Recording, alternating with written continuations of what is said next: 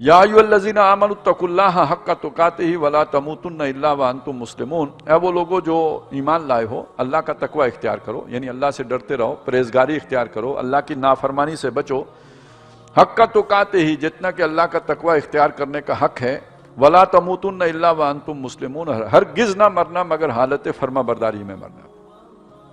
یہ تقوی کا مطلب یہ ہے کہ انسان فرما بردار مرے، حالت اسلام میں مرے، یعنی حالت فرما برداری میں مرے، جس کا اگر آپ تھوڑا اسے کھولیں اس جملے کو، اس کی تشریح کریں تو کیا بنے گی کہ چونکہ ہمیں نہیں معلوم کہ مریں گے کب، پہلے سے وقت معین تو ہے لیکن ہمیں نہیں معلوم، لہٰذا ہمیں ہر وقت فرما بردار رہنا ہوگا۔ کیا معلوم زندگی میں ایک ہی دفعہ نافرمانی کرنے لگے اور اسی میں موت آ جائے تو وہ فرما برداری کی موت نہیں ہے۔ تو چونکہ ہم نے یہ طے کیا ہے کہ ہم فرما برداری کی موت مریں گے، تو اس کا تقاضا یہ ہے کہ ہر وقت فرما بردار رہیں، تاکہ جب بھی اسرائیل آئیں ہم حالت فرما برداری میں ہوں۔ یہ ہے اصل میں جو بات، اور یہ اس کو کہا گیا یہ تقویٰ ہے، یہ پرہیزگاری ہے۔ اتقوا اللہ حق تقاتہ ولا تموتن الا وانتم مسلمون واعتصموا بحبل اللہ، اللہ کی رسی سے چمٹ جاؤ۔ وہ اوپر آیا تھا نا ومن یعتصم باللہ، جو اللہ سے چمٹ گیا فقد ہدی الی صراط مستقیم، وہ سیدھی راہ پر گامزن کر دیا گیا۔ اب اللہ سے چمٹنے کا ذریعہ کیا ہے؟ اللہ کی رسی سے چمٹ جاؤ۔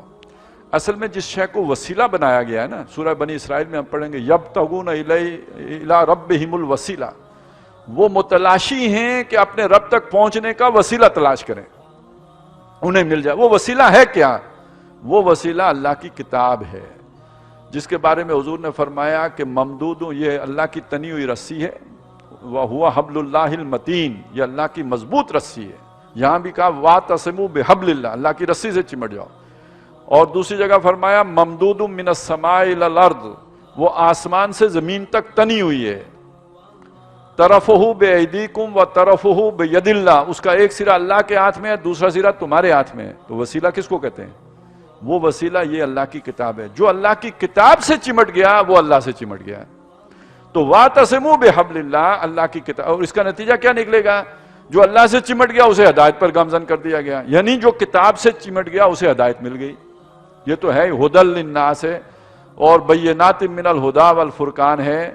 تو یہ کتاب سے جڑنے کا مطلب ہے صراط مستقیم پر گامزن ہونا، فقد ہدی الی صراط مستقیم۔ واعتصموا بحبل اللہ جمیعا ولا تفرقوا، اور تفرقے میں نہ پڑو۔ ظاہر ہے وہ یاد کریں کان الناس امۃ واحدہ، لوگ ایک امت تھے، وہاں سے اختلاف پیدا ہوا۔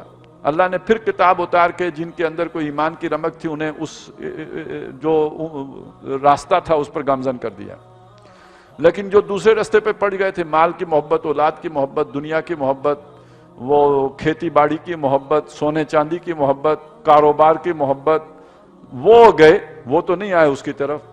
تو یہ سمجھ لیجئے کہ کتاب ہے جوڑنے والی شے، جب کتاب سے آپ ہٹیں گے تو پھر ان محبتوں پر پڑھ کے تو پھر تفرقے کا شکار ہو جائیں گے، پھر کٹ جائیں گے۔ گویا یہ ہے وہ اس سے کٹنا، جس سے اللہ نے جڑنے کا حکم دیا، اس سے کٹنا اور اس کٹنے کے نتیجے میں تفرقے کا شکار ہونا۔